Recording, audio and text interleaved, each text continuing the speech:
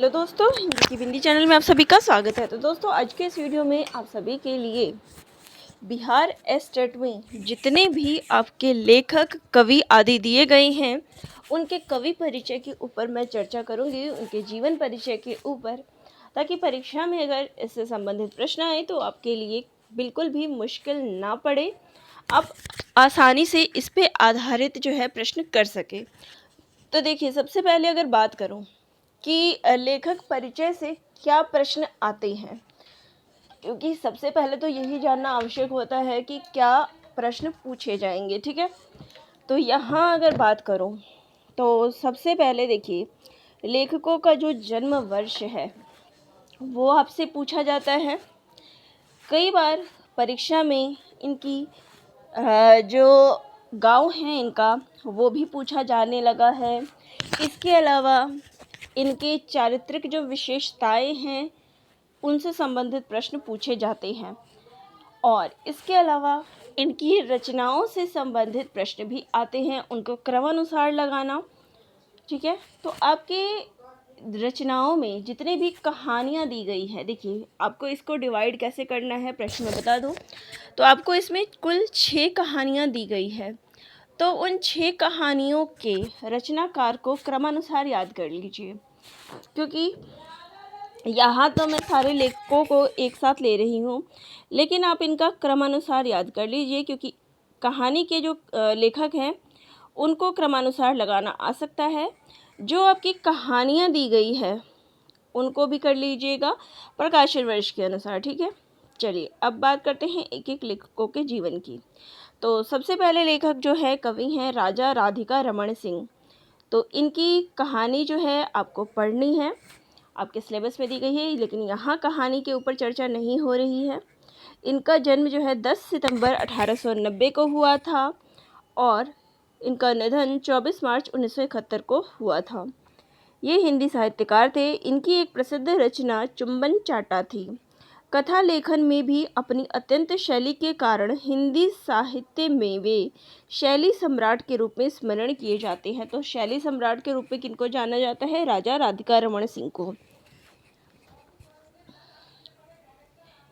तो ये जो है एक लोकप्रिय कहानीकार सिद्ध हुए हैं। उन्होंने 50 वर्षों तक हिंदी साहित्य की महनीय सेवा की। अब इनका जन्म स्थान देख लें, बिहार के शाहाबाद। हो सकता है आपको ये मिलान में भी प्रश्न पूछ लें इनके गांव के नाम, तो इनको देख लीजिएगा। तो इनका जन्म कहाँ हुआ था? बिहार के शाहाबाद के सूर्यपुरा नामक स्थान पर प्रसिद्ध कायस्थ जमींदार राजा राजेश्वरी सिंह प्यारे के यहाँ इनका जन्म हुआ था। ठीक है, चलिए बाकी ये जो पढ़ाई है इनका नहीं पढ़ा रही हूँ। अब आ जाते हैं इनकी कृतियों पे। तो इनका कहानी संग्रह है कुसुमांजलि, अपना पराया, गांधी टोपी और धर्मधुरी।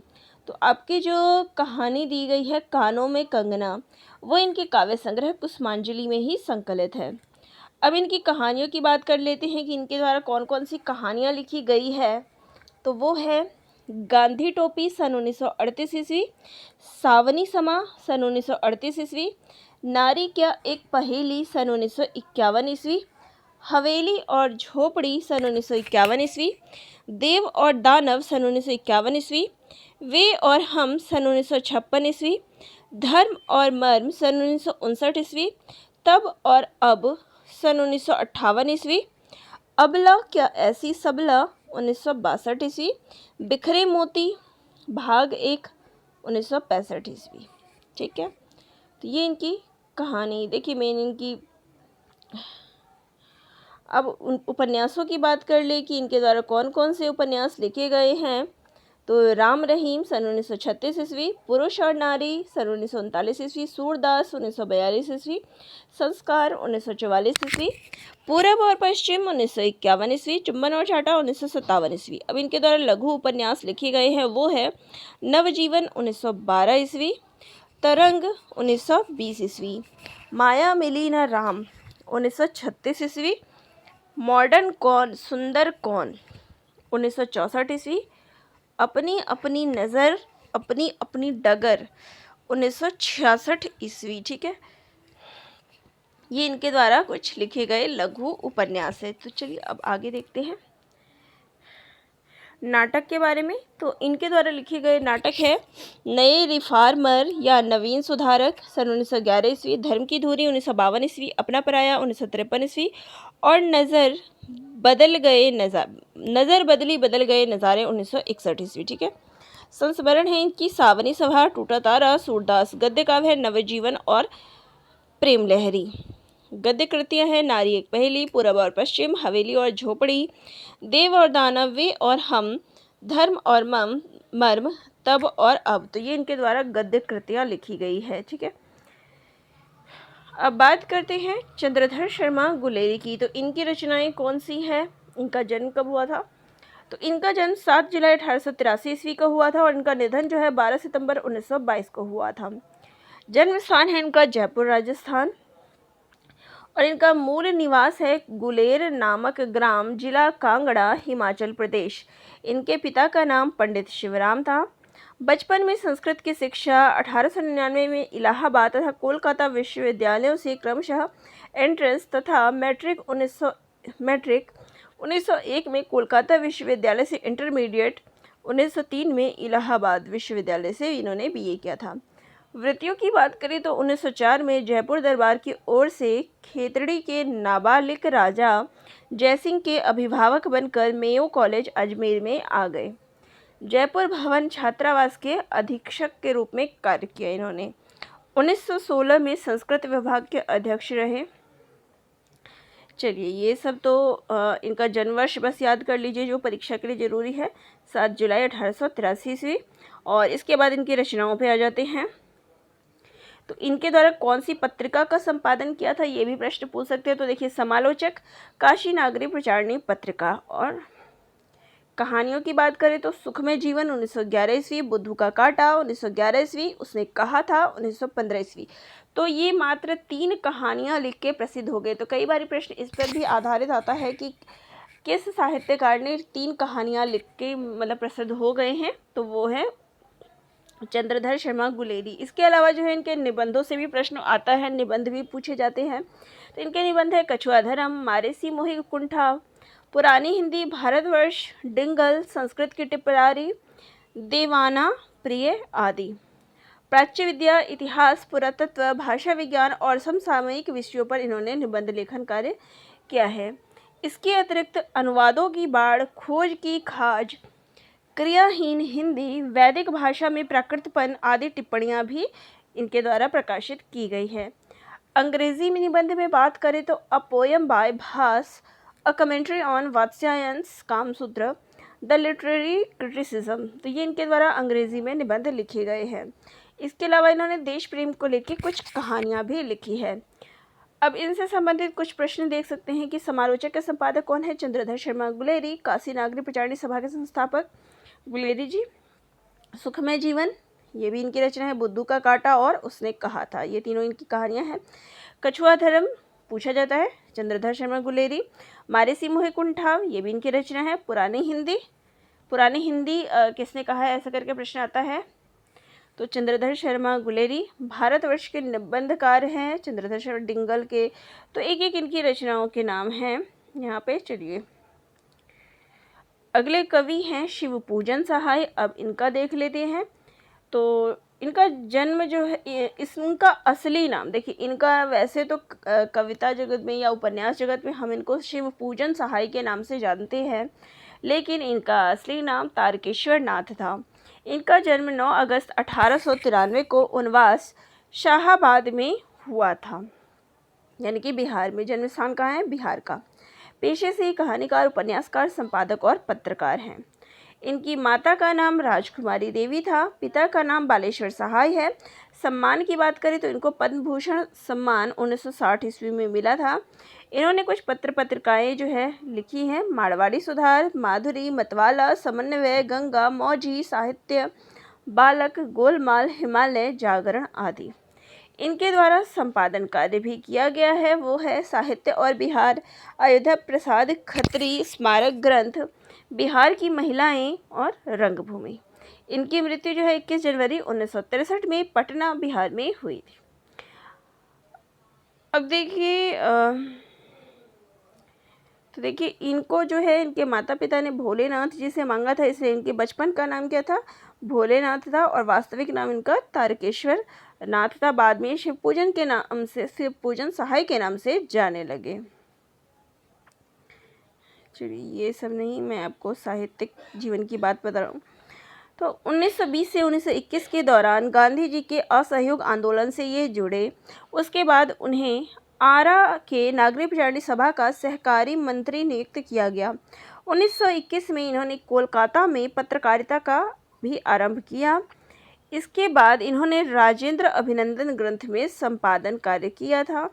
इन्होंने सबसे पहले उस समय की साप्ताहिक पत्रिका मतवाला में अपना संपादन कार्य किया। यह उस समय की एक लोकप्रिय पत्रिका हो चुकी थी, जिसका श्रेय जो है शिव पूजन सहाय की लेखन शैली को ही जाता है। ठीक है, संपादन कार्य में लंबे समय काम करने के बाद शिव पूजन सहाय उस समय के जो प्रसिद्ध लेखक थे उसमें उन्होंने जगह बना ली थी। चलिए रचनाओं पे बात कर लेते हैं अब इनकी।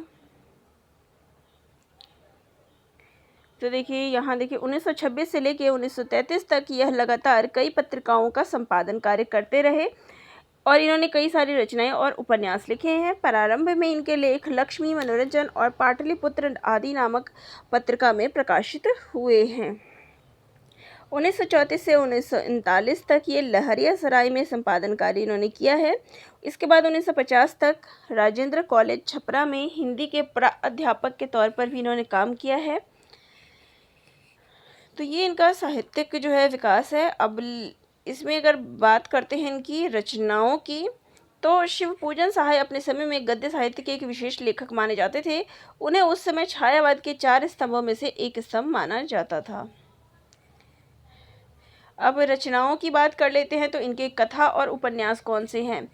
तो तूती मैना, देहाती दुनिया, देखिए इनके द्वारा एकमात्र उपन्यास देहाती दुनिया लिखा गया था, जिसका प्रकाशन वर्ष है 1926 ईस्वी, और इसी को लेके ये प्रसिद्ध हो गए। इनके बाकी काव्य हैं विभूति 1935 ईस्वी, कथा संग्रह है ये, कहानी संग्रह। वे दिन वे लोग 1965 ईस्वी, स्मृति शेष 1994 ईस्वी, ग्राम सुधार 2007 ईस्वी, बिंब प्रतिबिंब 1967 ईस्वी, शिव पूजन रचनावली 4 खंडों में 1955 से 1959, और हिंदी भाषा और साहित्य। तो ये सारे इनके कथा साहित्य है। उपन्यास केवल इनका एक ही है, देहाती दुनिया। ठीक है, अब इनके द्वारा संपादित पत्रिकाएं कौन सी है। मारवाड़ी सुधार 1921 ईस्वी, मतवाला 1923 ईस्वी, माधुरी 1924 ईस्वी, समन्वय 1925 ईस्वी, मौजी 1925 ईस्वी, गोलमाल 1925 ईस्वी, जागरण 1932 ईस्वी, गंगा 1931 ईस्वी, बालक 1934 ईस्वी, हिमालय 1946 ईस्वी। अब इनकी मृत्यु की बात करें तो 21 जनवरी 1963 को बिहार के पटना शहर में इनकी मृत्यु हो गई। ठीक है, अब बात करते हैं मुंशी प्रेमचंद की। तो प्रेमचंद के ऊपर तो प्रश्न ज़रूर ही पूछा जाता है, किसी अन्य से आए ना आए, इससे ज़रूर आता है। इनका जन्म 31 जुलाई 1880 ईस्वी को हुआ था। मृत्यु की बात करें तो 8 अक्टूबर 1936 को हुआ था। इनके पिता का नाम अजायब राय था और माता का नाम आनंदी देवी था।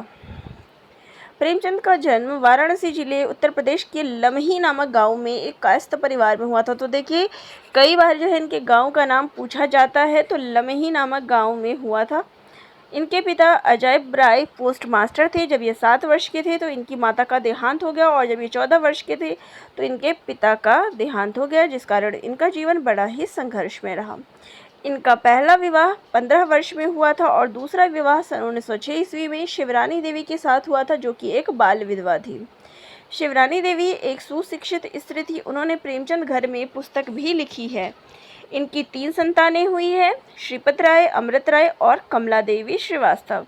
इनका मूल नाम है धनपत राय श्रीवास्तव। तो देखिए प्रेमचंद जी का मूल नाम भी पूछा जाता है, तो इनका नाम धनपत राय श्रीवास्तव है।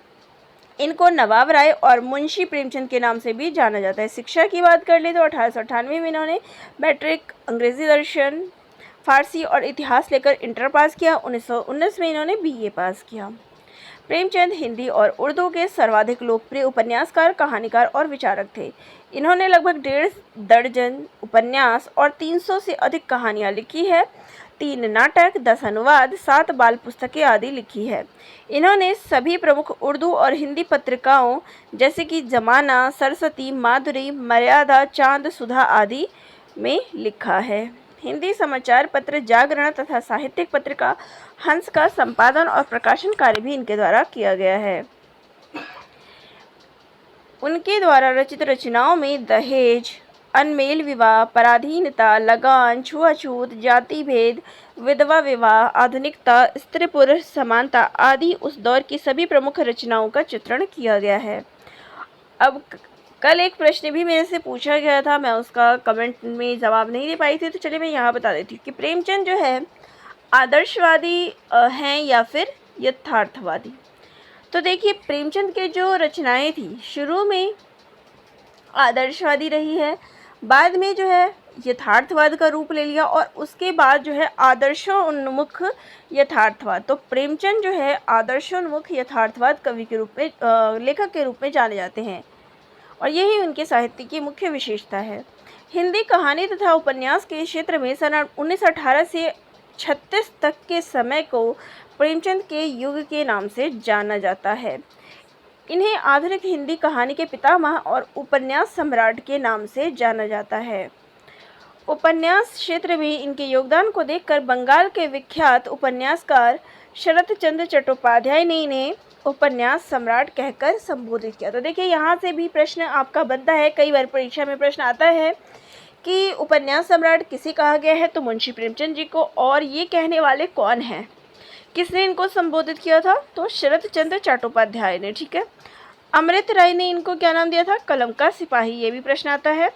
और इनकी पहली कहानी सोज़े वतन 1908 में प्रकाशित हुई थी और इसी कहानी को जब्त कर लिया गया था। ठीक है, प्रेमचंद नाम से पहली कहानी तो वो तो इन्होंने दूसरे नाम से लिखा था, नवाब राय नाम से, लेकिन जो प्रेमचंद नाम से इन्होंने लिखा था वो पहली कहानी है बड़े घर की बेटी, जो कि ज़माना पत्रिका में 1910 में प्रकाशित हुई। ज़माना पत्रिका के संपादक व उनके मित्र दया नारायण निगम ने इन्हें प्रेमचंद नाम से लिखने की सलाह दी। तो इनको प्रेमचंद नाम देने वाले थे इनके मित्र और ज़माना पत्रिका के संपादक दया नारायण निगम। ठीक है, इनकी पहली हिंदी कहानी 1914 ईस्वी में सौत नाम से सरस्वती पत्रिका में प्रकाशित हुई और इनकी अंतिम कहानी कफन 1936 ईस्वी में है। इनका पहला उपन्यास उर्दू में असरारे माविद है और इनका दूसरा उपन्यास हम खुरबा व हम सबाब, जिसका हिंदी रूपांतरण प्रेमा नाम से 1907 ईस्वी में हुआ। प्रेमचंद जी का अंतिम पूर्ण उपन्यास, देखिए पूर्ण की बात की है तो वो है गोदान 1936 ईस्वी और अपूर्ण की बात करें तो वो है मंगलसूत्र, जिसे उनके पुत्र अमृत राय ने पूरा किया था। तो इनसे भी प्रश्न पूछे जाते हैं। ठीक है, अब यहाँ पे देखिए प्रेमचंद जी तो एक ऐसा टॉपिक है जिनसे बहुत सारे प्रश्न बनते हैं और परीक्षा में पूछे भी जाते हैं। अब बात करते हैं कि प्रेमचंद के उर्दू उपन्यास जिनका हिंदी रूपांतरण किया था, तो परीक्षा में इनके हिंदी रूपांतरण नाम भी पूछे जाते हैं। असरारे माविद, देवस्थान रहस्य, हम खुरमा व हम सवाब, प्रेमा अर्थात दो सखियों का विवाह, कृष्णा, गबन, जलवाए इसार, वरदान, बाजारे हुस्न, सेवा सदन, गोशाए आफियत, प्रेमाश्रम, चौगाने हस्ती, रंगभूमि। तो इनके उर्दू नाम और हिंदी नाम दोनों याद रखिए ताकि परीक्षा में पूछे तो आप बता सकें। अब चलिए बात करते हैं प्रेमचंद जी के उपन्यासों को उनके प्रकाशन वर्ष के साथ।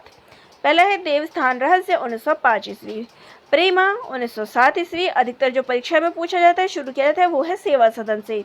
तो सेवा सदन 1918 ईस्वी, वरदान 1921 ईस्वी, प्रेमाश्रम 1922 ईस्वी, रंगभूमि 1925 ईस्वी, कायाकल्प 1926 ईस्वी, निर्मला 1927 ईस्वी, गबन 1931 ईस्वी, कर्मभूमि 1933 ईस्वी, गोदान 1936 ईस्वी। अब इसमें से कौन कौन से जो है मुख्य है जिनको आप ज़रूर याद रखें, तो देखिए गोदान, कर्मभूमि, गबन, निर्मला, कायाकल्प, रंगभूमि, प्रेमाश्रम और यहाँ पे बात करें सेवा सदन। तो इनके तो प्रकाशन वर्ष जरूर याद रख ले क्योंकि इनको क्रमानुसार लगाना पूछा ही जाता है। फिर मंगलसूत्र 1948 ईस्वी, तो मंगलसूत्र इनका अपूर्ण उपन्यास है। उनके पुत्र अमृत राय ने 1948 में इसको पूर्ण किया था। अब बात करते हैं प्रेमचंद की प्रमुख कहानियों की। तो इनकी कहानियाँ तो 300 से अधिक लिखी गई है, फिर भी कुछ महत्वपूर्ण कहानियाँ हैं। परीक्षा 1923 ईस्वी, शतरंज के खिलाड़ी 1924 ईस्वी, मंदिर 1927 ईस्वी, घास वाली 1929 ईस्वी, पूस की रात 1930 ईस्वी, सदगति 1931 ईस्वी, ठाकुर का कुआं 1932 ईस्वी, ईदगाह 1933 ईस्वी, दूध का दाम 1934 ईस्वी, लॉटरी 1935 ईस्वी, जुर्माना 1936 ईस्वी, कफन 1936 ईस्वी। तो प्रेमचंद की जितनी भी कहानियाँ हैं वो किस नाम से संकलित है? तो मानसरोवर में ये संकलित हैं। और कितने भागों में विभाजित है? देखिए प्रश्न यहाँ से भी आता है। तो कितने भागों में विभाजित है? 8 खंडों में ये विभाजित है। भाषा शैली रहने देते हैं। अब बात करते हैं फणीश्वरनाथ रेणु की। तो इनका जन्म 4 मार्च 1921 को हुआ था और मृत्यु जो है 11 अप्रैल 1977 को हुआ था। इनका जन्म स्थल है ओहारी हिंगना ग्राम, अररिया, बिहार। इनके गुरु थे सतीनाथ बादुड़ी, बंगला उपन्यासकार। ठीक है, तो इनका जन्म जो है 4 मार्च 1921 को बिहार के पूर्णिया जनपद के ग्राम उराही हिंगना में हुआ था। इनकी प्रारंभिक शिक्षा बिहार और उच्च शिक्षा फॉरबिसगंज, विराटनगर, नेपाल तथा काशी विश्वविद्यालय में हुई थी। और इन्होंने 1942 में भारत छोड़ो आंदोलन में सक्रिय रूप से भाग लिया था। रेणु जी जयप्रकाश नारायण के प्रबल समर्थक थे। इसी कारण नारायण द्वारा चलाई गई समग्र क्रांति में भी इन्होंने बढ़ चढ़कर भाग लिया। रेणु जी प्रसिद्ध आंचलिक कहानीकार व उपन्यासकार थे।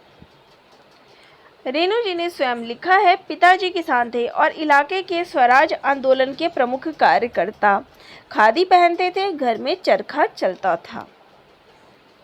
डॉक्टर नगेंद्र ने केवल रेणु को ही आंचलिक उपन्यासकार माना है। अज्ञे ने रेणु के उपन्यासों में एक अखंड मानसी विश्वास की चिंगारी सुलगती देखी है। अब इनकी रचनाओं की बात कर ले तो सबसे पहले इनके उपन्यास की बात करते हैं। तो मैला आंचल, जिसका प्रकाशन वर्ष है 1954 ईस्वी। इसमें पूर्णिया जिले के मेरीगंज गांव का वर्णन जो है इसमें किया गया है। इसके प्रमुख पात्रों की बात करें तो तहसीलदार विश्वनाथ, डॉक्टर प्रशांत, डॉक्टर तो नहीं आएगा, राम कृपाल सिंह, महंत सेवादास, महंत रामदास, कालीचरण, बालदेव, सुमिरत दास, चलित्र कर्मकार, खिलावन सिंह यादव, बावन दास, वासुदेव, कमला, लक्ष्मी, फुलिया, पार्वती, मंगला, रामपेरिया, मार्टिन, शोभा जट, लरसिंह दास, रामकिशन बाबू, हरगौरी, प्यारू आदि। ये उपन्यास 2 खंडों में विभाजित है और इसमें पहले खंड में 44 परिच्छेद और दूसरे में 19 परिच्छेद है। ठीक है, अगला जो इनका उपन्यास है वो है परती परिकथा, जिसका प्रकाशन वर्ष है 1957 ईस्वी। इसमें भी इन्होंने पूर्णिया जिले के परानपुर गांव में जमींदारी प्रथा के अंत, नए बंदोबस्त, भूमिदान, ग्रामीण नेताओं के अभ्युदय, नेताओं की स्वार्थपरायणता, तो इन सब पर ये आधारित है। इनका अगला उपन्यास है दीर्घतपा, जिसका प्रकाशन वर्ष है 1963 ईस्वी। देखिए यहाँ मैं इनके उपन्यासों को इसलिए बता रही, कई बार इनकी विषय वस्तु भी पूछी जाती है और प्रकाशन वर्ष भी पूछा जाता है। तो इस उपन्यास का प्रकाशन वर्ष 1963 ईस्वी है। इसमें भ्रष्ट व्यवस्था के मध्य एक ईमानदार व्यक्ति के संघर्ष की कथा को दर्शाया गया है। जुलूस का तो कई बार पूछा गया है इसकी विषय वस्तु। तो इसका प्रकाशन वर्ष है 1965 ईस्वी। इसमें पूर्णिया जिले में पूर्वी पाकिस्तान से आए शरणार्थियों की समस्या को अंकित किया गया है। कलंक मुक्ति 1976 ईस्वी। राम रतन राय 1971 अपूर्ण उपन्यास। तो इनका अपूर्ण उपन्यास कौन सा है? राम रतन राय। पलटू बाबू रोड 1979 ईस्वी। पूर्णिया जिले के एक बंगाली परिवार के चारित्रिक पतन की कहानी इसमें दिखाई गई है। अब इनकी पहली कहानी है बट बाबा, 1943 में विश्वामित्र पत्र में कलकत्ता में ये प्रकाशित हुई थी। इनकी अगली कहानी है, देखिए, तीसरी कसम उर्फ मारे गए गुलफाम। एक महिला की दर्द भरी कहानी है, नौटंकी कंपनी में काम करने वाली महिला की दर्द भरी कहानी है। अव्यक्त और अस्वीकृत प्रेम कथा का वर्णन है। लाल पान की बेगम, इसमें ग्रामीण नारी की आकांक्षा का जो है वर्णन किया गया है। अन्य कहानियों की बात करें तो रसप्रिया, तीन बिंदिया, ठुमरी, अग्निखोर, ठेस आदि। संस्मरण इनके द्वारा जो लिखा गया है वो है वन तुलसी की गंध 1984 ईस्वी। रिपोर्ताज, इनके रिपोर्ताज भी पूछे जाते हैं तो ऋण जल धन जल 1975 ईस्वी, जिसमें इन्होंने सूखा और बाढ़ दोनों ही स्थितियों का वर्णन किया है। एकलव्य के नोट्स। आत्मकथा, इनके द्वारा जो है आत्म परिचय जो है इनकी आत्मकथा है, जिसके संपादक है भारत यायावर 1988 ईस्वी। इनके द्वारा साक्षात्कार है रेणु से भेंट, संपादक भारत यायावर। ठीक है, अगले लेखक है भीष्म साहनी।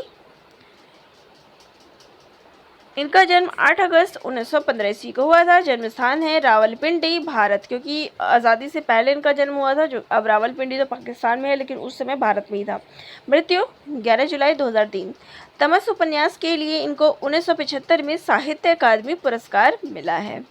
कहानी संग्रह की बात कर लेते हैं तो भाग्य रेखा 1953 ईस्वी, चीफ की दावत 1956 ईस्वी, पहला पाठ 1957 ईस्वी, अपने अपने बच्चे 1957 ईस्वी, भटकती राख 1966 ईस्वी, पटरिया 1973 ईस्वी, वांगचू 1978 ईस्वी, शोभा यात्रा 1981 ईस्वी। देखिए, भाग्य रेखा, चीफ की दावत, पहला पाठ, भटकती राख, ये सब चीज़ें जो है पूछी गई है। मेरी प्रिय कहानियाँ, अहम ब्रह्मास्मि, अमृतसर आ गया, इंद्रजाल, पाली, डायन, खून का रिश्ता, तो ये सब इनके द्वारा लिखी गई कहानियाँ हैं। अब बात करते हैं इनके द्वारा लिखे गए उपन्यास की। तो इनके द्वारा लिखा गया उपन्यास है झरोखे 1967 ईस्वी, जिसमें निम्न मध्य वर्गीय परिवार की दुख पीड़ाओं का अंकन किया गया है। कड़ियाँ 1970 ईस्वी, पुरुष प्रधान समाज में स्त्री के हिस्से में आने वाली पीड़ाओं का वर्णन जो है इसमें किया गया है। अब भीष्म साहनी के द्वारा जो है नाटक संग्रह कौन से हैं, तो इन्होंने जो है 6 नाटक लिखे हैं। हानुश 1977 ईस्वी, कबीरा खरा बाजार में 1981 ईस्वी, माधवी 1984 ईस्वी, मुआवजे 1993 ईस्वी, आलमगीर 1996 ईस्वी, मेरे रंग दे बसंती चोला 1999 ईस्वी। ठीक है, अब इनके द्वारा बाल साहित्य रचे गए हैं। गुलेल का खेल, वापसी, अनुवाद जो इनके द्वारा किया गया है वो है टॉलस्टॉय के अनुवाद, रिसरेक्शन सहित लगभग 202 दर्जन रूसी पुस्तकों का जो है इन्होंने अनुवाद किया है। अब भीष्म साहनी को कौन कौन से पुरस्कार मिले हैं, तो देखिए, साहित्य अकादमी पुरस्कार इनको तमस के लिए 1975 में मिला है। फिर लेखक शिरोमणि पुरस्कार 1975 में, सोवियत लैंड नेहरू पुरस्कार 1983 में और पद्म भूषण 1998 में मिला है। अगले लेखक हैं जैनेन्द्र कुमार। इनका अन्य नाम या फिर कह लें मूल नाम, तो इनका मूल नाम जो है वो है आनंदी लाल। इनका जन्म जो है कब हुआ था, तो 2 जनवरी 1905 को इनका जन्म हुआ था, कोड़ियालगंज, अलीगढ़, उत्तर प्रदेश में। और इनकी मृत्यु 24 दिसंबर 1988 को हुई थी। इनकी पत्नी का नाम भगवती देवी है।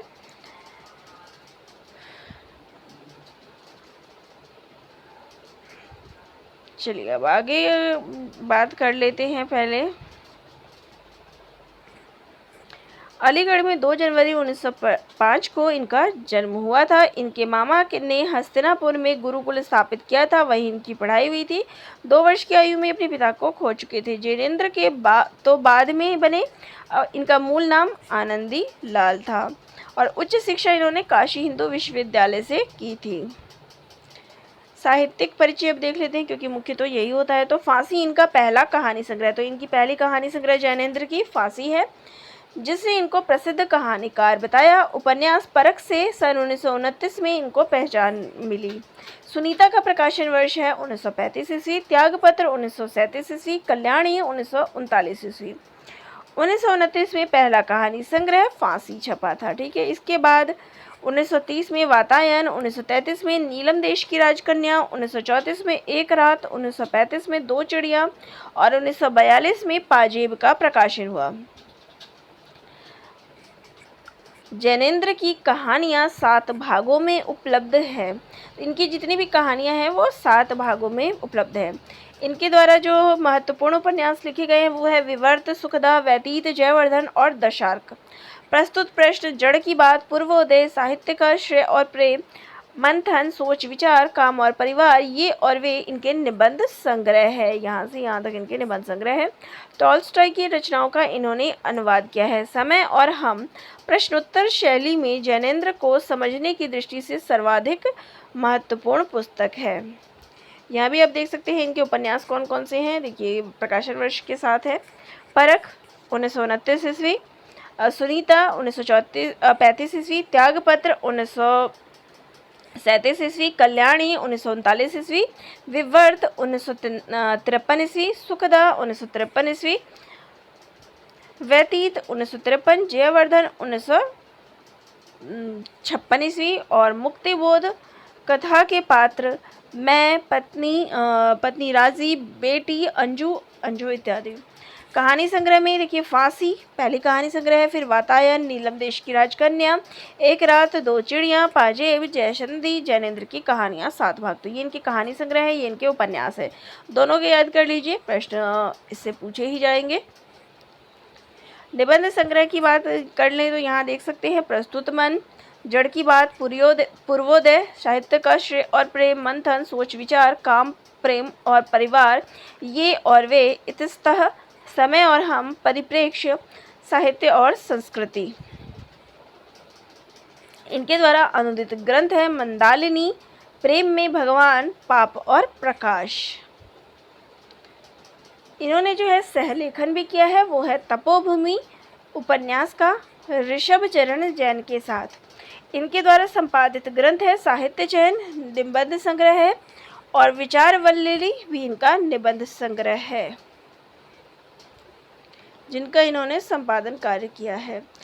तो साहित्य में स्थान की बात करें तो प्रेमचंद के बाद अगर किसी का नाम लिया जा सकता है तो वो है जैनेंद्र कुमार। तो इनकी रचनाओं के लिए प्रेमचंद के बाद इनको स्थान दिया गया है। चलिए सम्मान और पुरस्कार की बात कर ले तो हिंदुस्तानी अकादमी पुरस्कार 1929 में परख के लिए, भारत सरकार शिक्षा मंत्रालय पुरस्कार 1952 में प्रेम में भगवान के लिए, 1966 में साहित्य अकादमी पुरस्कार मुक्तिबोध लघु उपन्यास के लिए, पद्म भूषण 1971 ईस्वी, साहित्य अकादमी फेलोशिप 1974 ईस्वी, हस्तीमल डालमिया पुरस्कार नई दिल्ली, उत्तर प्रदेश राज्य सरकार समय और हम 1970 ईस्वी, उत्तर प्रदेश सरकार का शिखर सम्मान भारत भारती, मानद डी लीट दिल्ली विश्वविद्यालय 1973, आगरा विश्वविद्यालय 1974, हिंदी साहित्य सम्मेलन प्रयाग साहित्य वाचस्पति का 1973 में, विद्या वाचस्पति,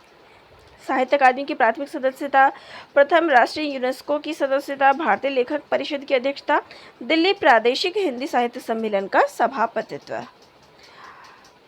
अगले कवि या लेखक हम कह लें वो है जयशंकर प्रसाद। इनका जन्म 30 जनवरी 1889 ईस्वी को हुआ था उत्तर प्रदेश के काशी में। इनके पिता का नाम श्री देवी प्रसाद और माता का नाम श्रीमती मुन्नी देवी है। पत्नी का नाम श्रीमती कमला देवी और इनको जो पहचान मिली है वो है छायावाद के एक स्तंभ के रूप में। ठीक है। प्रमुख रचनाएं आंसू, कामायनी, कंकाल, स्कंदगुप्त, चंद्रगुप्त। देहांत इनका 15 नवंबर 1937 में मात्र 48 वर्ष में हुआ था। ठीक है। जयशंकर प्रसाद की अब काव्य रचनाओं की बात कर ले तो सबसे पहले इनकी काव्य रचना है वो है चित्राधार 1989 ईस्वी में, कानन कुसुम 1918 में, महाराणा प्रताप 1914 में, प्रेम पथिक 1909 में, झरना 1918, आंसू 1925। देखिए इनका कई बार क्रमानुसार आ जाता है, झरना, आंसू, लहर, कामायनी। ठीक है। लहर 1933, कामायनी 1936। ठीक है। कहीं 36 होता है, कहीं 35 होता है, ध्यान रखिएगा। अब नाटकों की बात कर ले तो इनके प्रथम नाटक के बारे में अधिकतर पूछा जाता है, तो इनका पहला नाटक है राज्यश्री, प्रकाशन वर्ष है 1914 ईस्वी। फिर अगला है प्रायश्चित 1913, सज्जन 1910, कल्याणी परिणय 1912 ईस्वी, अजातशत्रु 1922, विशाख 1921, जन्मे जयकार नागयज्ञ 1926, कामना 1927, स्कंदगुप्त 1928, एक घूंट 1929। तो ये सारे इनके नाटक है जो कि क्रमानुसार परीक्षा में पूछे जाते हैं। इसके अलावा है देखिए ध्रुव स्वामिनी, इनका अंतिम नाटक माना गया है 1933 ईस्वी, अग्निमित्र 1944 ईस्वी, करुणालय 1913 ईस्वी, चंद्रगुप्त 1931 ईस्वी। तो ये सारे इनके द्वारा लिखे गए नाटक है। अब बात करते हैं इनके द्वारा लिखे गए कहानी संग्रह की। तो इनका पहला कहानी संग्रह ग्राम है, 1910 में ये प्रकाशित हुआ था। ठीक है, पहली इनकी कहानी संग्रह भी पूछी जाती है और इनका क्रम भी पूछा जाता है। आकाशदीप 1929 ईस्वी, और इसमें जो है देखिए पहली कहानी संग्रह जो है वह है ग्राम 1910 में पहली कहानी है। आकाशदीप 1929 में, और इसके अंतर्गत 19 कहानियाँ इनकी संकलित है।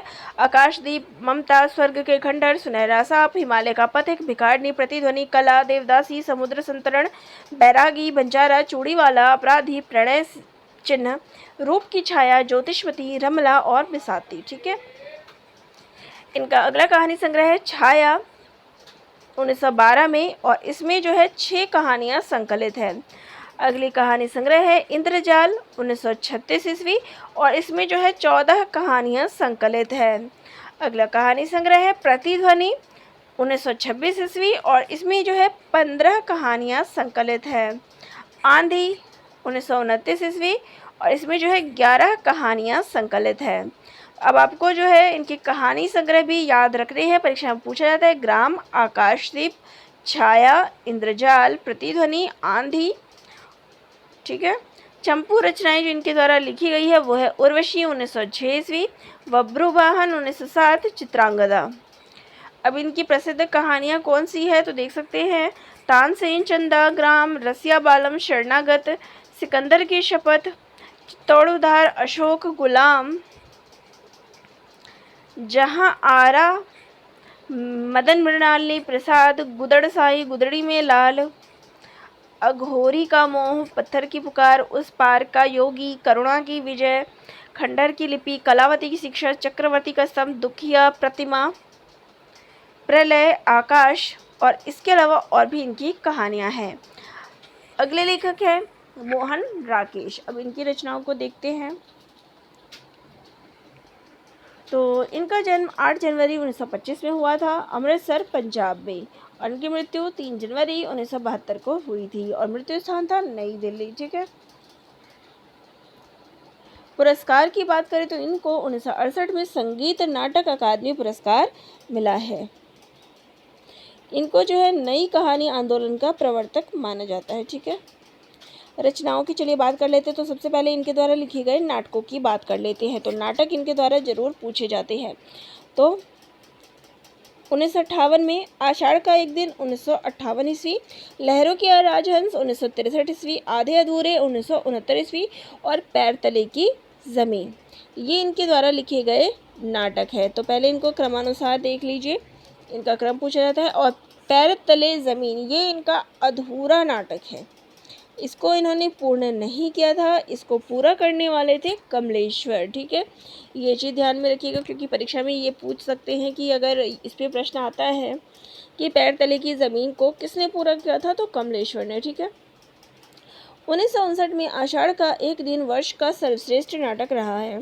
1968 में आषाढ़ का एक दिन एवं आधे अधूरे नाटक को संगीत नाटक अकादमी ने इन्हें पुरस्कार दिया। कहानी संग्रह की बात कर ले तो इंसान के खंडहर, नए बादल, जानवर और जानवर, एक और जिंदगी, आज के साए, फौलाद का आकाश, डॉक्टर, क्वार्टर तथा अन्य कहानियाँ, पहचान तथा अन्य कहानियाँ, वारिस तथा अन्य कहानियाँ, ये कहानी भी इनके पूछे जाते हैं। देखिए ऊपर ऊपर के तो कम से कम ज़रूर याद रख ले। इंसान के खंडहर, नए बादल, जानवर और जानवर, एक और ज़िंदगी, आज के साए, फौलाद का आकाश, ये तो याद कर ही ले। निबंध संग्रह जो इनके द्वारा लिखा गया है वो है परिवेश। अनुवाद जो इन्होंने किया है वो है मृच्छकटिकम और शाकुंतलम का, और शाकुंतलम का अनुवाद इन्होंने 1968 में किया था, और इसके लिए इन्हें संगीत नाटक अकादमी से पुरस्कार भी मिला है। इनके द्वारा लिखे गए उपन्यास हैं अंधेरे बंद कमरे। तो परीक्षा में कई बार पूछा गया है कि अंधेरे बंद कमरे किसका है। तो देखिए अंधेरे बंद कमरे, ना आने वाला कल, अंतराल, बालक लम्मा, खुदा। तो कई बार इन तीनों को दे देते हैं और पूछते हैं कि इनमें से कौन सा नहीं है। तो ये 3 रहते हैं और चौथा ऑप्शन अलग रहता है। तो ये ध्यान रखिएगा कि कौन कौन से इनके द्वारा लिखे गए उपन्यास हैं। मोहन राकेश को नई कहानी आंदोलन के जनक के रूप में जाना जाता है। इसके अलावा इनकी पत्रिका जो है वो है सारिका। अब इनकी प्रमुख कहानियों की बात कर ले तो मलबे का मालिक भारत विभाजन पर आधारित है। एक और जिंदगी, जख्म, ठहरा हुआ चाकू, जानवर और जानवर, आर्द्रा, फौलाद का आकाश, अपरिचित, मिसपाल, परमात्मा का कुत्ता, वासना की छाया में। लहरों के राजहंस जिनके द्वारा लिखा गया नाटक है। अश्वघोष के संस्कृत नाटक सौंदरानंद पर आधारित है। गौतम बुद्ध के सौतेले भाई नंद की कहानी है इसमें। एकांकी जो इनके द्वारा लिखा गया है वो है अंडे के छिलके। इससे भी पूछा जाता है कि अंडे के छिलके किसकी रचना है, किसका एकांकी है, या निम्न में से मोहन राकेश की एकांकी कौन सी है। यात्रा साहित्य आखिरी चट्टान तक 1953 ईस्वी। अगले लेखक है रामवृक्ष बेनीपुरी। इनके पिता का नाम है श्री फुलवंत सिंह। इनका जन्म है 1902 ईस्वी। जन्म स्थान है बेनीपुर, जिला मुजफ्फरपुर, बिहार। इन्होंने संपादन कार्य किया है तरुण भारत और नई धारा का, और इनका निधन 1968 ईस्वी में हुआ है। ठीक है, तो इन्होंने जो है पत्रिकाओं, बहुत सारी पत्रिकाएं लिखी है। तो पत्रकारिता तो इनकी साहित्य साधना के मूल में थी। बिहार में हिंदी प्रसार का कार्य इनके निर्देशन में बड़ी सक्रियता से चलता रहा। बिहार हिंदी साहित्य सम्मेलन की स्थापना में इनका विशेष योगदान रहा। इनके शरह लिखे गए रेखा चित्र एवं यात्रा वर्णन हिंदी साहित्य में बेजोड़ है। इनका पूरा साहित्य बेनीपुरी ग्रंथावली के रूप में कई खंडों में प्रकाशित हो चुका है। तो इनकी रचना बेनीपुरी ग्रंथावली के नाम से है। उपन्यास कौन सा है? पतितों के देश में प्रश्न पूछा जाता है। कहानी चिता के फूल, नाटक अम्बपाली। रेखा चित्र की बात करें तो देखिए रेखा चित्र इनके द्वारा महत्वपूर्ण है, ये सारे पूछे जाते हैं। माटी की मूर्तें 1946, गेहूं और गुलाब 1950 ईस्वी, लाल तारा बाल गोविंद भगत, वंदे वाणी विनायको, तो ये याद रख लीजिए। इनके द्वारा लिखे गए यात्रा वृत्तांत हैं पैरों में पंख बांधकर 1952 ईस्वी, उड़ते चलो 1954 ईस्वी। संस्मरण है जंजीरें और दीवारें, तो ये भी इम्पोर्टेंट है। अन्य रचनाएं हैं स्वाधीन की चेतना, मनुष्य की चिंता, इतिहास की युगानुरूप व्याख्या। पत्रिका जो इन्होंने प्रकाशित की है वो है तरुण भारत, किसान मित्र, बालक, युवक, योगी, जनता, जनवाणी, नई धारा, कर्मवीर, कैदी, हिमालय, चुन्नू मुन्नू। संपादन कार्य के लिए बात करें तो बालक, अरुण, भारत, युवक, किसान मित्र, कर्मवीर, कैदी, जनता, हिमालय, नई धारा, ये सारे इनके द्वारा जो है संपादन कार्य पत्रिका जो है किए गए। इसके अतिरिक्त विद्यापति की पदावली एवं बिहारी सतसई जो है इनके द्वारा उल्लेखनीय रचना है। और इनके शब्दों के कारण, इनके जो मतलब भाषा शैली जो है जिसमें ये अलग अलग तत्सम, तत्भव, देशज, विदेशज आदि शब्दों का जो समावेश है, इसके कारण जो है इनको शब्दों का जादूगर कहा जाता है। ठीक है,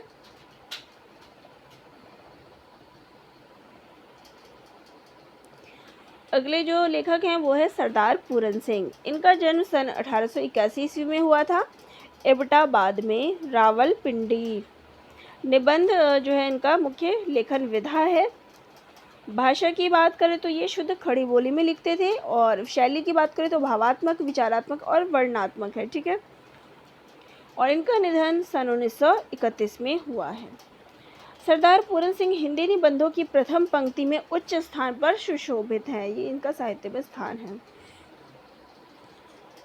तो इनको जो है भावात्मक निबंधों का जन्मदाता जाना जाता है अध्यापक पूरन सिंह को। ठीक है, पूरन सिंह विराट हृदय साहित्यकार थे। इनके हृदय में भारतीयता की विचारधारा कूट कूट कर भरी हुई थी। इनका संपूर्ण साहित्य भारतीय संस्कृति और सभ्यता से प्रेरित होकर रचा गया है। इनकी जो निबंध है, चलिए बात करते हैं। इन्होंने अंग्रेजी, पंजाबी तथा हिंदी में अनेक ग्रंथों की रचना की, तो जो इस प्रकार है। सबसे पहले बात करते हैं इनकी अंग्रेजी कृतियों की। The story of Swami Ram, the sketches from Sikh history, his feet, short stories, sisters of the spinning wheel, Guru Tegh Bahadur life, ये इनके द्वारा अंग्रेजी कृतियाँ हैं। अब बात करते हैं पंजाबी कृतियों की। तो अवी चल जोत, खुले मैदान, खुले खुंड, मेरे साईं, कविता दिल कविता। अब बात करते हैं इनकी अन्य रचनाओं की, तो वो है veena players, Guru Gobind Singh, the life and teaching of Shri Guru Tegh Bahadur, on the paths of life, Swami Ramtirtha Maharaj की असली ज़िंदगी पर तैराना नज़र इत्यादि। ठीक है, अब इनके द्वारा जो महत्वपूर्ण निबंध है जो हिंदी में लिखे हुए हैं और जिनके द्वारा ये प्रसिद्ध भी हुए हैं वो है मजदूरी और प्रेम, आचरण की सभ्यता, सच्ची वीरता, अमेरिका का मस्त योगी वॉल्ट विटमैन, कन्यादान और पवित्रता। ठीक है, अगले जो लेखक हैं वो हैं हजारी प्रसाद द्विवेदी जी। इनका जन्म 1907 ईस्वी में बलिया जिले के दूबे का छपरा नामक गांव में हुआ था। इनके पिता का नाम अनमोल द्विवेदी और माता का नाम ज्योति कली देवी था। इन्होंने हिंदी एवं संस्कृत भाषाओं का गहन अध्ययन किया था। शांति निकेतन, काशी हिंदू विश्वविद्यालय और पंजाब विश्वविद्यालय जैसी संस्थाओं में ये हिंदी के अध्यक्ष कार्यरत रहे। सन 1949 में लखनऊ विश्वविद्यालय से इन्हें डी लीड की मानद उपाधि से सम्मानित किया गया। 1957 में भारत सरकार ने पद्म भूषण से इनको विभूषित किया। ये हिंदी ग्रंथ अकादमी के अध्यक्ष भी रहे हैं और 19 मई सन 1979 में जो है इनका निधन हुआ है। कृतियों की बात कर ले तो इनकी कृतियां हैं, निबंध संग्रह है इनका अशोक के फूल, कुटज, विचार प्रवाह,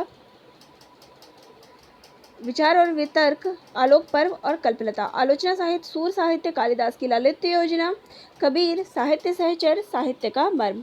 इतिहास ग्रंथ जो इनके द्वारा लिखे गए हैं हिंदी साहित्य की भूमिका, हिंदी साहित्य का आदिकाल और हिंदी साहित्य। उपन्यासों की बात करें तो बाणभट्ट की आत्मकथा, चारुचंद्र लेख, पुनर्नवा, अनामदास का पोथा।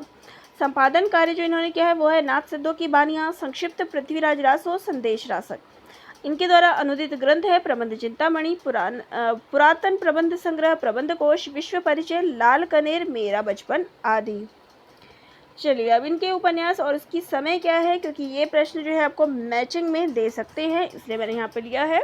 तो अनामदास का पोथा, औपनिषदिक काल, पुनर्नवा 4वीं शताब्दी, बाणभट्ट की आत्मकथा 6वीं 7वीं शताब्दी, चारुचंद्र लेख 12वीं 13वीं शताब्दी। तो ये अधिकतर पूछा गया है तो इसलिए मैंने यहाँ पे ले लिया है।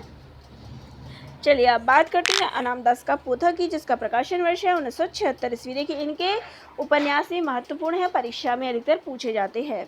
आचार्य हजारी प्रसाद द्विवेदी द्वारा लिखित एक उपन्यास है। इस उपन्यास में उपनिषदों की पृष्ठभूमि में चलती एक बहुत ही मासूम सी प्रेम कथा का वर्णन है। इसके प्रमुख पात्र है रेक्व, जाबाला, अरुंधति। इनके द्वारा लिखा गया अगला उपन्यास है पुनर्नवा 1973 ईस्वी।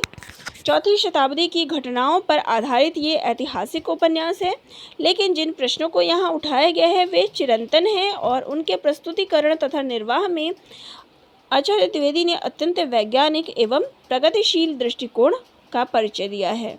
अगला उपन्यास है बाणभट्ट की आत्मकथा। ये भी इनके द्वारा लिखा गया एक ऐतिहासिक उपन्यास है। इसके 3 प्रमुख पात्र हैं, बाणभट्ट, भट्टनी तथा निपुणिका, और इसका प्रकाशन वर्ष है 1946 ईस्वी। इनके द्वारा लिखा गया अगला उपन्यास है चारुचंद्र लेख 1963 ईस्वी। आचार्य हजारी प्रसाद द्विवेदी की कलम से निकली हुई एक गहरी संवेद्य कृति है। इसमें 12वीं 13वीं सदी के भारत का व्यक्ति और समाज बहुत बारीकी से व्यक्त किया गया है। इनके द्वारा जो आलोचनात्मक ग्रंथ रचे गए हैं वो देख लीजिए, परीक्षा में इस पे पूछते हैं कि कौन कौन से इनके आलोचनात्मक ग्रंथ हैं। सूर साहित्य, हिंदी साहित्य की भूमिका, प्राचीन भारत के कलात्मक विनोद, कबीर, नाथ संप्रदाय, हिंदी साहित्य का आदिकाल, आधुनिक हिंदी साहित्य पर विचार, साहित्य का मर्म, मेघदूत एक पुरानी कहानी, लालित्य तत्व, साहित्य सहचर, कालिदास की लालित्य योजना, मध्यकालीन बोध का स्वरूप, हिंदी साहित्य का उद्भव और विकास, मृत्युंजय रविंद्र, सहज साधना, हिंदी साहित्य अशोक के फूल। अब इनके द्वारा जो निबंध संग्रह लिखे गए हैं वो है अशोक के फूल, कल्पलता, मध्यकालीन धर्म साधना, विचार और वितर्क, विचार प्रवाह, कुटज, आलोक पर्व, और आलोक पर्व के लिए इनको साहित्य अकादमी पुरस्कार मिला है। अब जो मुख्य रूप से पूछे जाते हैं परीक्षा में, अशोक के फूल, कल्पलता, विचार वितर्क, विचार प्रवाह, कुटज, आलोक पर्व, तो इन सबको याद कर लीजिए। मध्यकालीन धर्म साधना नहीं पूछा जाता। इनके द्वारा कुछ निबंध जो लिखे गए हैं वो है लाल मिर्च पाउडर, कल्पतरु, गतिशील चिंतन, साहित्य सहचर, नाखून क्यों बढ़ते हैं, अशोक के फूल, देवदारू, बसंत आ गया, वर्षा गणपति से घनश्याम तक, मेरी जन्मभूमि, घर जोड़ने की माया। अब इनके उपन्यास यहाँ देख सकते हैं। बाणभट्ट की आत्मकथा 1946, चारुचंद्र लेख, पुनर्नवा और रामदास का पोथा, इनका क्रम पूछा जाता है। इनके द्वारा जो संपादन कार्य किया गया है वो है पृथ्वीराज रास, संक्षिप्त पृथ्वीराज रासो, संदेश रासक, सिख गुरुओं का पुण्य स्मरण, महापुरुषों का स्मरण।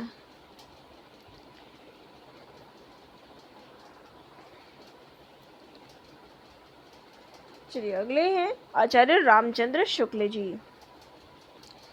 तो इनका जन्म 4 अक्टूबर 1884 ईस्वी को हुआ था। अगोना नामक ग्राम, बस्ती जिला, और इनकी मृत्यु जो है वाराणसी में हुई थी। मृत्यु के समय ये 56 वर्ष के थे। इन्होंने जो है सामासिक शैली में रचनाएं रची हैं। निबंध की बात करें, चिंतामणि भाग 1 और 2 और विचार भी थी, इनके द्वारा लिखी गई रचनाएं हैं। तो हिंदी साहित्य में रामचंद्र शुक्ल जी का प्रवेश कवि और निबंधकार के रूप में हुआ। इन्होंने अंग्रेजी और बंगला भाषा के कुछ सफल अनुवाद किए। बाद में आलोचना के क्षेत्र में पदार्पण किया है और हिंदी के युग प्रवर्तक आलोचक के रूप में इनको प्रसिद्धि मिली है। ठीक है। तुलसीदास, सूरदास और जायसी पर इन्होंने लंबी व्यवहारिक आलोचनाएं लिखी है। इन्होंने हिंदी साहित्य का इतिहास लिखकर लेखन की परंपरा का सूत्रपात किया। चलिए इनकी रचनाओं पे आ जाते हैं। तो इनकी जो भाषा है वो है संस्कृत मिश्रित शुद्ध परिमार्जित खड़ी बोली। इन्होंने जो है किस प्रकार की शैली अपनाई है, तो आलोचनात्मक, वर्णनात्मक, व्यंग्यात्मक और विचारात्मक शैली। अब इनके द्वारा जो संपादित कृतियां हैं वो है जायसी ग्रंथावली, भ्रमर गीत सार, गोस्वामी तुलसीदास, वीर सिंह देवचरित, भारतेंदु संग्रह, हिंदी शब्द सागर। ठीक है। मौलिक रचनाएं जिनके द्वारा लिखी गई है कविताएं वो है जायसी, तुलसी, सूरदास, रस मीमांसा 1949, भारत में वसंत, मनोहर छठा, मधुश्रोत। अनुवाद कार्य जो इन्होंने किया है वो है कल्पना का आनंद, राज्य प्रबंध शिक्षा, विश्व प्रपंच, आदर्श जीवन, मैगस्थनीज का भारत विषयक वर्णन, बुद्ध चरित्र, शशांक, हिंदी साहित्य का इतिहास। इसका प्रकाशन वर्ष है 1929 ईस्वी, फारस का प्राचीन इतिहास। इनके द्वारा जो निबंध संग्रह लिखे गए हैं वो है काव्य में रहस्यवाद 1929 ईस्वी, विचार विधि 1930 ईस्वी, 1912 से 1919 ईस्वी तक के मनोविकार संबंधी ये निबंध है। तो इसका प्रकाशन वर्ष तो 1930 है, लेकिन इसमें जो है मनोविकार संबंधी, देखिए विचार विधि में मनोविकार संबंधी जो है निबंध लिखा गया है 1912 से 1919 तक का। ठीक है। रस मीमांसा 1949 ईस्वी। ठीक है। चिंतामणि जो है भाग 1 1939 ईस्वी, चिंतामणि भाग 2 1945 ईस्वी। तो 2 भाग जो है इसके इन्होंने स्वयं लिखे हैं। चिंतामणि भाग 3 जो है नामवर सिंह द्वारा संपादित किया गया है। वहीं पे चिंतामणि भाग 4 की बात कर ले तो ये कुसुम चतुर्वेदी द्वारा संपादित की गई है। ठीक है। अब इनके द्वारा जो निबंध है वो कौन कौन से हैं देख लीजिए। काव्य में प्रकृति दृश्य, रसात्मक बोध के विविध स्वरूप, काव्य में अभिव्यंजनावाद, कविता क्या है, काव्य में लोकमंगल की साधना अवस्था, भारतेंदु हरिश्चंद्र, काव्य में रहस्यवाद, मानस की धर्मभूमि, साधारणीकरण और व्यक्ति वैचित्रवाद, साहित्य, उपन्यास, मित्रता, तुलसी का भक्ति मार्ग। अब यहाँ पर जो मुख्य आपको देखना है वो है चिंतामणि भाग 1 में कुल कितने निबंध है, तो क्योंकि आपका कि जो सिलेबस है उसमें श्रद्धा भक्ति दिया गया है, तो इसमें कुल 17 निबंध है। तो पहला है भाव या मनोविकार संबंधी, इसमें 10 निबंध दिए गए हैं। तो पहला है भाव या मनोविकार, उत्साह, श्रद्धा भक्ति, करुणा, लज्जा और ग्लानि, लोभ और प्रीति, घृणा, ईर्ष्या, भय और क्रोध। इसके अलावा सैद्धांतिक समीक्षा संबंधी 4 निबंध इसमें दिए गए हैं। कविता क्या है, काव्य में लोकमंगल की साधना अवस्था, साधारणीकरण और व्यक्ति वैचित्रवाद, रसात्मक बोध के विविध रूप। तीसरा है व्यवहारिक समीक्षा, इस पर जो है 3 निबंध इनके द्वारा लिखे गए हैं, भारतेंदु हरिश्चंद्र, तुलसी का भक्ति मार्ग और मानस की धर्मभूमि। तो ये जो 17 निबंध है इनको ज़रूर याद रख लीजिएगा कि कौन कौन से निबंध है और किस प्रकार के हैं। जैसे कि ये आपका भाव या मनोविकार संबंधी निबंध हो गया, सैद्धांतिक समीक्षा संबंधी निबंध और व्यवहारिक समीक्षा संबंधी निबंध है। अब चिंतामणि भाग 2 का प्रकाशन वर्ष क्या है? 1945 ईस्वी। तीन जो है इसमें 3 निबंध हैं, समीक्षात्मक निबंध। काव्य में प्रकृति दृश्य 1922 ईस्वी, काव्य में रहस्यवाद प्रथम सैद्धांतिक आलोचना 1929 ईस्वी, काव्य में अभिव्यंजनावाद 1935 ईस्वी। इन्होंने काशी नागरी प्रचारणी सभा का 10 वर्षों तक संपादन किया है और इन्होंने ब्रज भाषा और खड़ी बोली में फुटकर कविताएं लिखी है। बुद्ध चरित एडविन आर्नल्ड के लाइट ऑफ एशिया का ब्रज भाषा में इन्होंने पद्य अनुवाद किया है। कल्पना का आनंद प्लेजर्स ऑफ इमेजिनेशन का इन्होंने अनुवाद किया है। राखल दास बंदोपाध्याय के उपन्यास शशांक का इन्होंने अनुवाद किया है। रस मीमांसा शुक्ल जी ने सैद्धांतिक समीक्षा पर जो कुछ भी लिखा है वो उनकी मृत्यु के बाद संग्रहित कर रस मीमांसा नामक पुस्तक से प्रकाशित कराया गया है। विश्व प्रपंच दर्शन पर लिखित पुस्तक जो रिडल ऑफ द यूनिवर्स का अनुवाद है। अगले लेखक है मैथिली शरण गुप्त। इनका जन्म 3 अगस्त 1886 को हुआ था, चिरगांव, झांसी, उत्तर प्रदेश में। इनका मृत्यु जो है वो 12 दिसंबर 1964 को झांसी, उत्तर प्रदेश में हुआ था।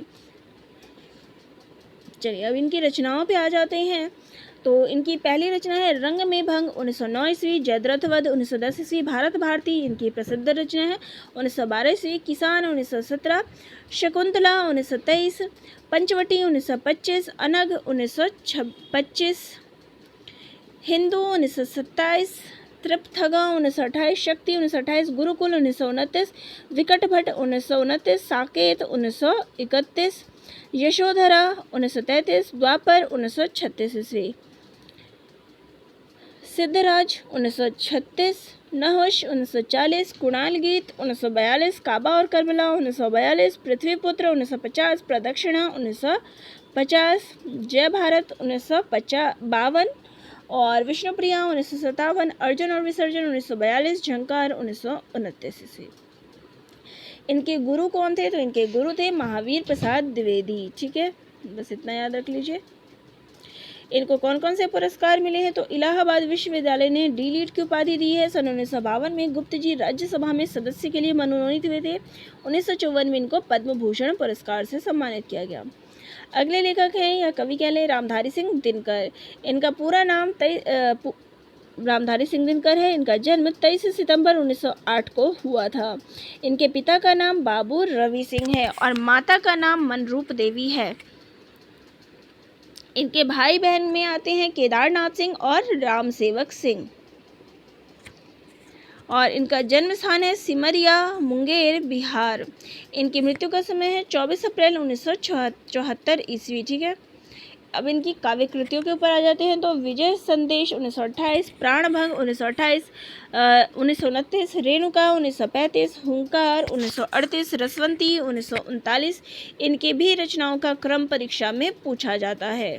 द्वंद्व गीत 1940, कुरुक्षेत्र 1946, धूप छां 1947, सामधेनी 1947, बापू 1947, इतिहास के आंसू 1951, धूप और धुआं 1951, मिर्च का मज़ा 1951, रश्मि रथी 1952, दिल्ली 1954, नीम के पत्ते 1954, नील कुसुम 1955, सूरज का ब्याह 1955, चक्रवार 1956, कविश्री 1957, सीपी और शंख 1957, नए सुभाषित 1957, लोकप्रिय कवि दिनकर 1960, कवि उर्वशी 1961, परशुराम की प्रतीक्षा 1963, आत्मा की आंखें 1964, कोयला और कवित्व 1964, मृति तिलक 1964, दिनकर की सूक्तियाँ 1964, हारे को हरिनाम 1970, संचयिता 1973, दिनकर के गीत 1973, रश्मि लोक 1974, उर्वशी तथा अन्य श्रृंगारिक कविताएं 1974। अब इनके द्वारा जो गद्य कृतियाँ, वो काव्य कृतियाँ थी, अब गद्य कृतियाँ जो लिखी गई है वो है मिट्टी की ओर 1946, चित्तौर का साका 1948, अर्धनारीश्वर 1952, रेती के फूल 1954, हमारी सांस्कृतिक एकता 1955, भारत की सांस्कृतिक कहानी 1955, संस्कृति के 4 अध्याय 1956, उजली आग 1956, देश विदेश 1957, राष्ट्रभाषा और राष्ट्रीय एकता 1955, काव्य की भूमिका 1958, पंत प्रसाद और मैथिली शरण 1958, वेणुवन 1958, धर्म नैतिकता और विज्ञान 1969, वट पीपल 1961, लोकदेव नेहरू 1965, शुद्ध कविता की खोज 1966, साहित्यमुखी 1968, राष्ट्रभाषा आंदोलन और गांधी जी 1968, हे राम 1968, संस्मरण और श्रद्धांजलियाँ 1970, भारतीय एकता 1971, मेरी यात्राएं 1971, दिनकर की डायरी 1973, चेतना की शिला 1973, विवाह की मुसीबतें 1973, आधुनिक बोध 1973। इनको जो पुरस्कार प्राप्त हुए हैं उन पे बात कर लेते हैं। तो पद्म भूषण 1959, साहित्य अकादमी 1959, भारतीय ज्ञानपीठ 1972 में और साहित्य चूड़ामणि 1968 में।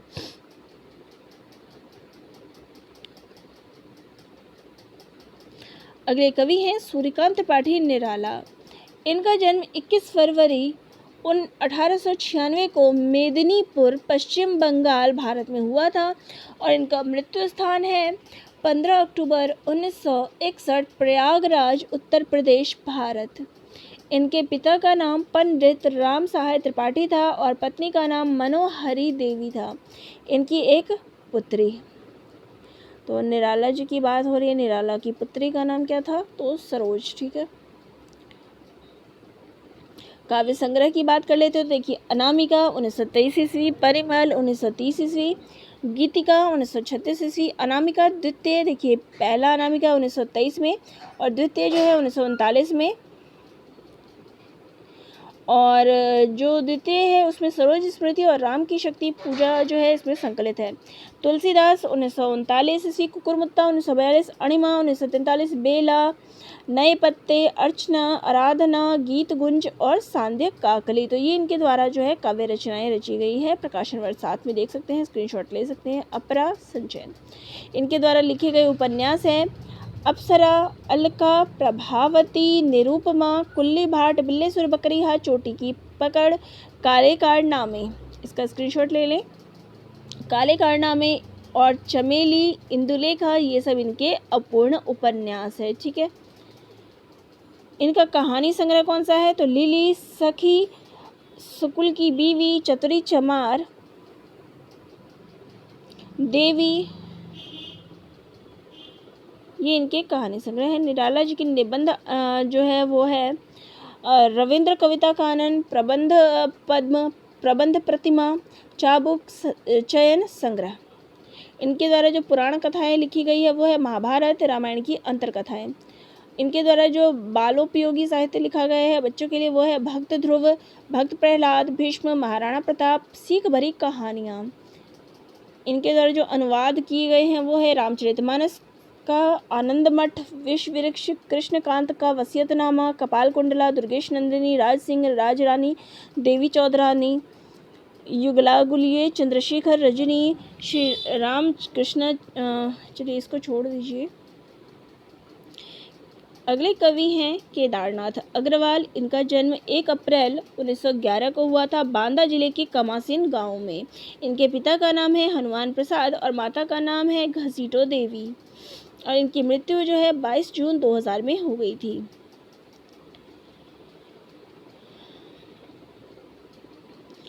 अब इनकी काव्यगत विशेषताएं क्या है? इन्होंने 1930 में जो है अपने काव्य जीवन की शुरुआत की थी। इन्होंने 2.5 दर्जन कृतियों में 23 कविता संग्रह, 1 अनुदित कविताओं का संकलन, 3 निबंध संग्रह, 1 उपन्यास, 1 यात्रा वृतांत लिखा है, 1 साक्षात्कार और 1 पत्र संकलन भी इनका शामिल है। इनके द्वारा 24 काव्य संग्रह, 1 अनुवाद। तो ये देख लीजिए, ये यहाँ पे यानी 1947 से 1996 तक जो है इनकी रचनाओं का विस्तार है। तो इनकी काव्य रचनाएं हैं युग की गंगा, नींद के बादल, लोक आलोक, फूल नहीं रंग, ये इनका काव्य संग्रह है। ठीक है, फूल नहीं रंग बोलते हैं, आग का आईना, देश देश की कविताएं, अनुवाद है, गुल मेहंदी, पंख और पतवार, हे मेरी तुम, मार प्यार की थापे, कहे केदार, खरी खरी, बम्बई का रक्त स्थान, अपूर्वा, बोल बोल बोल अबोल। इनकी रचनाएं जो है इम्पोर्टेंट है, काव्य संग्रह इम्पोर्टेंट है, पूछ लेते हैं परीक्षा में, आप इसका स्क्रीनशॉट रख लें। जो शिलाएं तोड़ते हैं जमुन जल तुम, अग्निहारी, हरियाली, खुली आंखें, खेले डैने, आत्मगंध, पुष्पदीप, बसंत में प्रसन्न हुई पृथ्वी, कुहकी कोयल, खड़े पेड़ की देह। गद्य साहित्य जिनके द्वारा लिखे गए हैं वो है समय समय पर, विचार बोध, विवेक विवेचन, यात्रा संस्मरण, बस्ती, खिले गुलाबों की, ये इनका यात्रा संस्मरण है। दतिया इनके द्वारा लिखा गया उपन्यास है। बैलबाजी मार ले गई इनका अधूरा उपन्यास है। अगले कवि हैं नागार्जुन। इनका पूरा नाम जो है वो है इनका मूल नाम वैद्यनाथ मिश्र है। जन्म इनका 30 जून 1911 में सतलखा गांव दरभंगा बिहार में हुआ है। इनका निधन 5 नवंबर 1998 में हुआ है। इनके पिता का नाम गोकुल मिश्र है, माता का नाम उमा देवी है। ठीक है, इनको जो है साहित्य अकादमी पुरस्कार मिला हुआ है। तो इनके बचपन का नाम जो है ठक्कन था, ठक्कन मिश्र। और इनका नामकरण जो है इनको माता पिता ने जो है बाबा वैद्यनाथ की कृपा माना, इसलिए इनका नाम वैद्यनाथ मिश्र रखा गया। अब इनके द्वारा जो रचनाएं हैं वो है युग धारा 1953, प्यासी पथराई आंखें, सतरंगी पंखों वाली, तालाब की मछलियां, तुमने कहा था, खिचड़ी विप्लव देखा हमने, हजार हजार बाहों वाली, पुरानी जूतियों का कोरस, रत्नगर्भा, आखिर ऐसा क्या कह दिया मैंने, इत्यादि। खंड काव्य है इनके द्वारा लिखा गया है वो है भस्मांकुर तथा भूमिजा। उपन्यास जो इनके द्वारा लिखी गई है वो है रतिनाथ की चाची, बलचनमा, नई पौध, बाबा बटेश्वर नाथ, वरुण के बेटे, कुंभी पाक, हीरक जयंती, अभिनंदन के नाम से, उग्र तारा, जमनिया के अक्का बाबा, गरीबदास। तो इनके उपन्यास भी क्रमानुसार पूछे जाते हैं। संस्मरण, एक व्यक्ति एक युग, कहानी संग्रह है आसमान में चंदा तेरे, आलेख संग्रह है अन्नहीनम क्रियाहीनम। बाल साहित्य जिनके द्वारा लिखे गए हैं कथा मंजरी भाग 1 और भाग 2, मर्यादा पुरुषोत्तम और विद्यापति की कहानियाँ। इनके द्वारा मैथिली रचनाएं लिखी गई है वो है कविता संग्रह चित्र, पत्रहीन, नग्न गाछ। इनके लिए इनको साहित्य अकादमी मिला है। पका है यह कटहल, उपन्यास, पारो, नवतुरिया, ये सब मैथिली की रचनाएं हैं। और मिलिट्री का बूढ़ा घोड़ा। इनको पत्रहीन नग्न गाछ के लिए 1969 में साहित्य अकादमी पुरस्कार मिला है। मेन तो यही है। अगले जो कवि हैं वो हैं आरसी प्रसाद सिंह। इनका जन्म 19 अगस्त 1911 को बिहार के समस्तीपुर जिला में रोसड़ा रेलवे स्टेशन से 8 किलोमीटर की दूर पर स्थित बागमती नदी के किनारे एक गांव एरोत, तो इनका जन्म जो है एरोत नामक गांव में हुआ था, बिहार में समस्तीपुर जिले के पास। यह गांव महाकवि आरसी प्रसाद सिंह की जन्मभूमि और कर्मभूमि है, इसलिए इस गांव को आरसी नगर एरोत भी कहा जाता है। राम वृक्ष बेनीपुरी ने इन्हें युवक समाचार पत्र में अवसर प्रदान किया। बेनीपुरी जी उन दिनों युवक के संपादक थे। युवक में प्रकाशित रचनाओं में उन्होंने ऐसे क्रांतिकारी शब्दों का प्रयोग किया कि तत्कालीन अंग्रेजी हुकूमत ने उनके खिलाफ गिरफ्तारी का वारंट जारी कर दिया। पुरस्कार की बात करें तो 1984 में साहित्य अकादमी पुरस्कार इनको मिला हुआ है और 15 नवंबर 1996 को इनका निधन हो गया। इनकी प्रकाशित कृतियां हैं। आजकल कविताओं की बात कर रहे हैं हम तो आजकल, कलापी, संचयिता, आरसी, जीवन और यौवन, नई दिशा, पांचजन्य, द्वंद्व समास, सोने का झरना और कथामाला। काव्य की बात करें तो नंददास, संजीवनी, आरण्यक, उदय आदि। गीत की बात करें तो इनके द्वारा जो है प्रेम गीत लिखा गया है।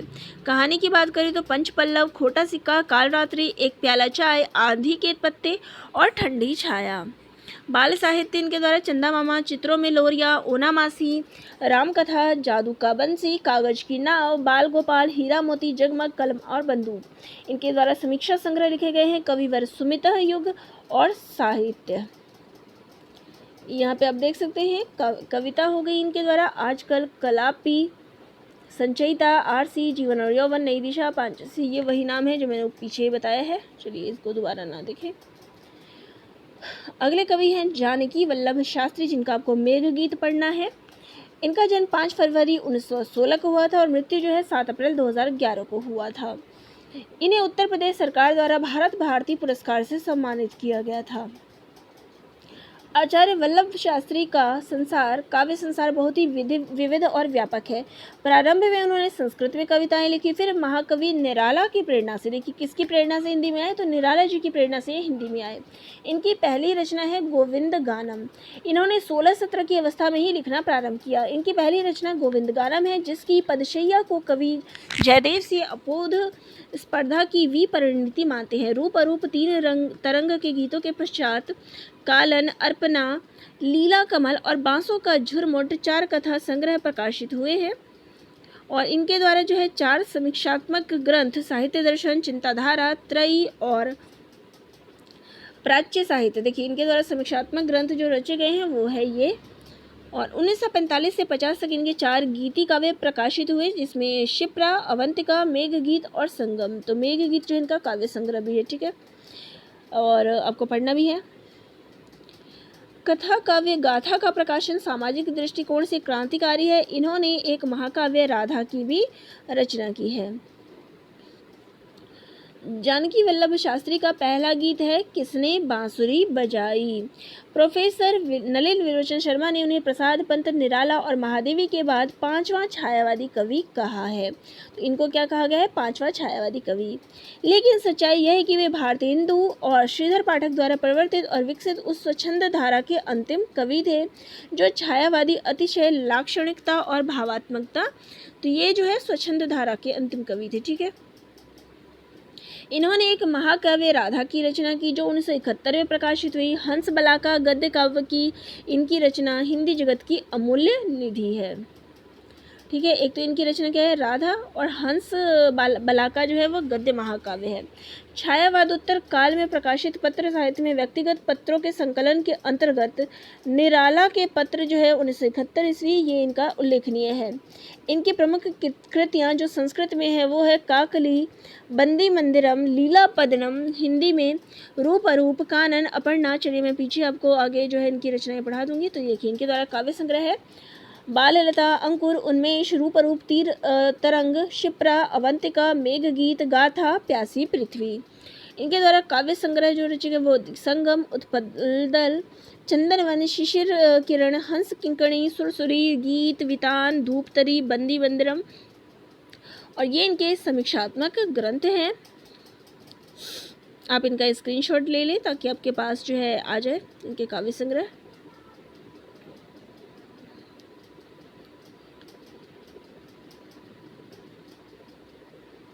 इनके यहाँ जो देखिए, जहाँ निराला जी इनके यहाँ इनकी एक महत्वपूर्ण घटना मैं बता देती हूँ कि जब निराला जी ने इनका संस्कृत कविताओं का संग्रह काकली पढ़ा तो वे खुद जो है इनको ढूंढते ढूंढते काशी पहुँचे और जानकी वल्लभ से मुलाकात की। उस समय महान कवि निराला का ऐसा रूप देखकर जानकी वल्लभ इतने भाव विभोर हुए कि उन्होंने मुजफ्फरपुर में अपने घर का नाम जो है निराला निकेतन रखा। और यही निराला निकेतन में इनके पास एक पृथ्वीराज का कमरा भी है। वहाँ पे पृथ्वीराज कपूर जो है जो हीरो थे उस समय के, वो वहाँ पे आए थे। जब उनका गीत किसने बांसुरी बजाई मशहूर हुआ तो पृथ्वीराज खुद उनसे मिलने आए थे और इस बैठक कमरे में उन्होंने ढेर सारी बातें की, इसलिए उन्होंने इस कमरे का नाम पृथ्वीराज रख दिया। निराला जो है इनके प्रेरणा स्रोत बने हैं क्योंकि ये संस्कृत में कविताएँ लिखते थे, लेकिन इनकी संस्कृत रचना काकली से प्रभावित होकर निराला जी से खुद मिलने गए और उसके बाद जो है ये हिंदी से जुड़े। और इन दोनों का जो पत्र व्यवहार था तो इनको जो है निराला जी प्रिय बाल पिक कह के संबोधित करते थे। तो देखिए इनकी रचना काकली जो है वो 1930 ईस्वी में, और इनको किस नाम से संबोधित करते थे, तो प्रिय बाल पिक के नाम से, ठीक है। चलिए आज के वीडियो में इतना ही। नेक्स्ट मैं दूसरे वीडियो में आपको बता दूंगी कि जो बाकी हमारे आदिकाल और भक्तिकाल के जो रह गए हैं जैसे कि विद्यापति, कबीर, सूर, तुलसी, इनका विवरण मैं नेक्स्ट में दे दूंगी।